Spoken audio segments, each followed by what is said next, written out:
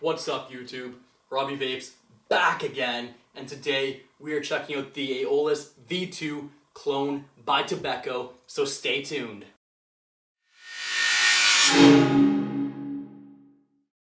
Alright, YouTube, I already know your first question. What the fuck was with all that hand movement? I don't know. I just kind of fell in the moment and it happened, okay? It just happened. Anyways, guys, we are checking out the Aeolus V2 clone by Tobecco. I'm really excited to bring this review to you. Basically what we're going to be doing, going into the up close section, checking it out up close, and then what we'll do after that is just talk about the RDA itself, my overall thoughts, recommendations, do I like it, do I not like it, things like that, the usual shit. And from there we will hopefully try and keep this relatively short. My goal is to go under 15 minutes. If I make it under 10, I think I deserve at least a like for that, but if not, then it is what it is. So with that being said, let's not waste any more time, and let's get down and dirty with the Aeolus V2 clone by Tobecco. Alright, YouTube, we are down and dirty with the Aeolus V2 clone by Tobecco. Here we have the actual base on the device here. You can see here you have gold posts as well, gold plated posts. These screws are flathead screws as well. And then you also have extra screws in the base just to keep in that conductive base that it does have. You'll also notice that it has screws down here, or threading down here I should say, which is where the barrel here just screws onto it, and it is actually reverse threaded as well, which I really like about it, if I can get this on right. And again, just reverse threaded, and just like that, it is on. Very simple. If you want to take it off, just unscrew it, and it's off. So, again, post holes, massive post holes. Look at those post holes. Those are nothing to be ashamed of.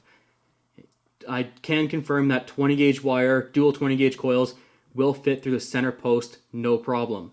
The only issue is, of course, if you do have 20 gauge wire, it is going to be a hotter vape. And what I found was, because it's a smaller profile RDA, you are going to have a very hot drip tip.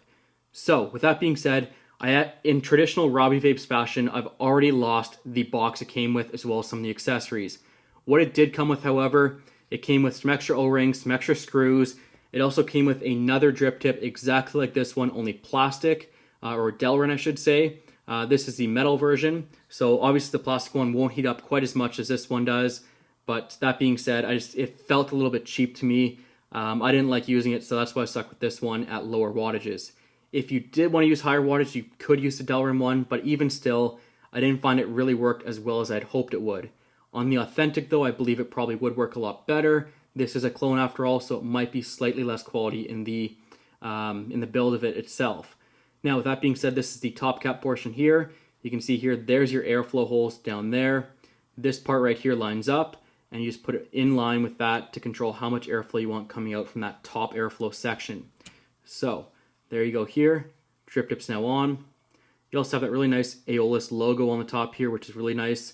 And, of course, on the barrel itself is pretty plain. There's no airflow on that at all. And, of course, that's because all the airflow comes from the top of this device.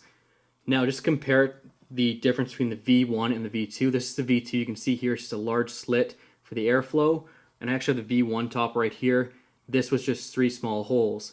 So there is quite a difference between the V1 and the V2. My personal preference is I like the V2 better. I think you get more airflow from this, but that's just me personally. And again, that's kind of what you're looking at. Another thing that the box actually came with that, again, I lost. I cannot find it for the life of me. But the box actually came with an adapter ring for this, so you could put a traditional 510 drip tip on here if you wanted to. For example, like my third eye, which doesn't really heat up. It worked pretty well on that, but again, the whole device itself gets super hot if you do too low of a build. Now again, the build deck, it's got really nice post holes, but the deck itself is actually quite small. You don't have a ton of room to work with on here. That being said, if you're going to be doing those complex builds, I'm not sure I can recommend it just for that purpose, because you're not going to get a lot of complex things onto here. As I already forgot, it was reverse threaded. Alright, so we're going to put it all together. There's the barrel. Let's put this guy on here. And all together, here is the V2. Let's stack it up to the V1 and see the size comparison between the two. And I believe the V1 is bigger, and it definitely is. It's not too much bigger, but it's definitely bigger. And they're right down at the, there you go. Should be balanced right there. So it's slightly bigger. And I do feel like you get hotter builds out of this one than you can out of this one because it is a little bit shorter in this one. That's why you're not getting such hot builds out of it. Now again, that being said, looking at this device, it is a very clean looking device, and for a clone, there is nothing to be ashamed of. It is a beautifully crafted clone. Again, you have the gold plated 510 connection. You have a serial number up here, which I'm assuming is fake, doesn't really mean shit, but they have it there just in case to make it look nice. Again, the posts are really nice as well. The building on this is super easy to do. It's not anything too complex. It's a 3-post design with massive post holes, so again, you're going to be able to get a lot of good builds into here. Now with that being said, I think that pretty much shows the up close portion. Again, I don't have too much more to show you. I wish I had the box still. I have no idea where it went, but just showing off those accessories it comes with would have been nice to show, but hopefully you can make do with this by itself. So let's go back up top here and we'll finish off the video from there. Alright guys, that was the Aeolus V2 clone by Tobecco, the down and dirty section of it all. We're back up top now. Let's talk about my overall recommendation on this. What do I think about it? Price tag on it, $35 is what I paid for it. It is a clone, but what does it come with? Okay, it comes with a couple things. Like I mentioned earlier, I did misplace the packaging and I cannot find it for the life of me. So please forgive me, but it did also come with, of course, the extra adapter for a 510 drip tip. It also came with a couple spare O-rings, some spare screws, things like that. Now, overall thoughts, pros and cons, real quick here, some pros. Just like the Aeolus V1, which I have right here, it is a great flavor chaser, okay? I know there's a ton of people out there who are saying there's no difference between flavor and cloud chasing, it's all the same shit. The truth is, in some particular cases, there can be a difference. And the Aeolus V1 was the first one that really opened my eyes to a more enhanced flavor in an RDA. The Aeolus V2 follows suit, and because it's just a tiny bit shorter, it does give you that nice flavor. That being said, some more pros. Obviously the size is nice. The drip tip it comes with, I actually love it, which is why I'm not too disappointed that I lost my little box with the adapter and everything in it. I actually love this drip tip. It's different, it's unique. It's a wide bore drip tip. It hits nicely. It's kind of like an in-between of a chuff cap and a 510 or a wide bore drip tip. It's kind of that perfect middle ground for me. The chuff cap's a little bit too big. Wide bore can sometimes be a little bit too small. This is kind of that perfect balance. That's what I like about it. Next up, the build deck. The build deck is a pro and a con. The pro of the build deck is it's super easy to use. The post holes are great. They're huge. They're perfect. You have plenty of room to fit two 22 gauge a 22 gauge dual coil in there. No problem at all. But the one thing I don't like about the build deck is, as big as the post holes are, the deck itself seems small and crowded. The screws at the bottom of the deck, if you may have seen in the up close portion, I still have to this day have no idea what they're for. There's just random screws in the bottom of the deck that if you're not careful you can short out on. Moving on from there, another con is just the fact that yes, it's small, it's great, it looks great, but it's very hard to do hot builds in there. I personally would say if you're in the 100 watt plus range on an RDA, this is not going to be for you. I can't get this past 80 watts without burning my lips on it, okay?